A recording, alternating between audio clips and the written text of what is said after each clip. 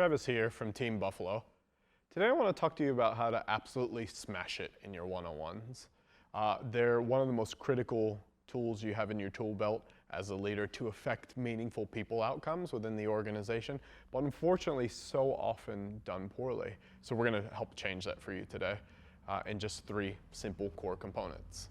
After that, as you can see behind me, there's a tool. We'll give you access to that, and you can use it to make sure that your one-on-ones give you and your team the results you're looking for. So first, notes and preparation.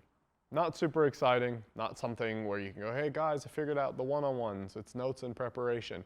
But it really is the secret ingredient to an effective one-on-one. The number of times I've worked with people, including last week with coaching clients who spend a lot of time in the one-on-ones trying to unpack issues, asking about how people are, asking about their career aspirations, but not really having thought about it beforehand, and then wondering why they aren't getting the results and their team members are disengaged as the process goes on and on and on. So instead, what I'd like you to do is to send to your team beforehand a structured agenda for them to fill in on what they'd like to cover. What are the developmental opportunities? What are the things that they're struggling with? What objectives or KPIs are they having a hard time delivering on? And what would they like to get out of that meeting if it were to be a successful meeting? This is an absolutely critical first step, and I'd ask you to spend 10 to 15 minutes before each hour-long one-on-one just really preparing for that. Second is the meeting itself. And the problem with this we see with a lot of people is the percentage of time they're spending speaking in the meeting. Quite often when you talk to a leader, they'll say, oh, I talked 20 or 30% of the time. Speak to the staff member, they say, oh, I just listened.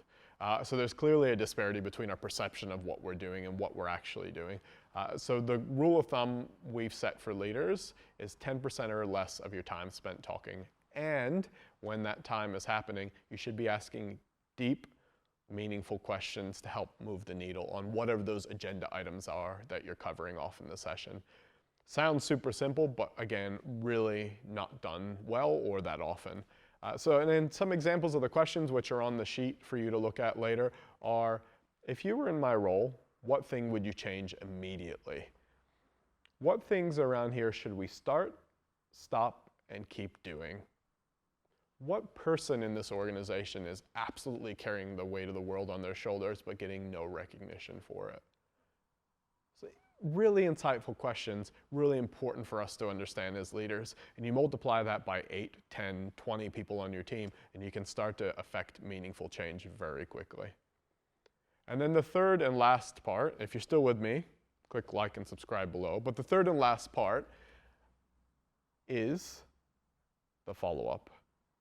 So often after one-on-ones, the follow-up just doesn't happen. We have a great, meaningful, groundbreaking conversation. We understand finally why people aren't happy about this thing. We understand why the metrics aren't being hit, but then we go off and go back to our busy life. We've got back-to-back meetings and we just don't get around to doing the thing. And then what happens?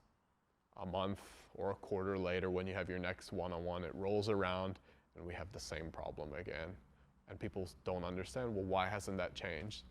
We didn't close the loop. You have to close the loop. So afterwards, summarize what you can in writing. For those more sensitive topics, just loop back the next week and say, hey, look, here's what I took away. I just want to make sure we're on the same page. Acknowledge behavioral changes where they've happened for you and for them, and just really make sure that you prep for the next session. So those are the 3 core components of really nailing your one-on-ones and how you can have this exponential effect as a leader through those conversations. So thanks for listening to us. This is just one of the areas we cover with the coaching clients we work with. And as I said, you can grab a copy of the tool, teambuffalo.co, that's .co, and there's heaps of tools and content on there for you as well. Thanks for checking out the video, and we look forward to seeing you again soon.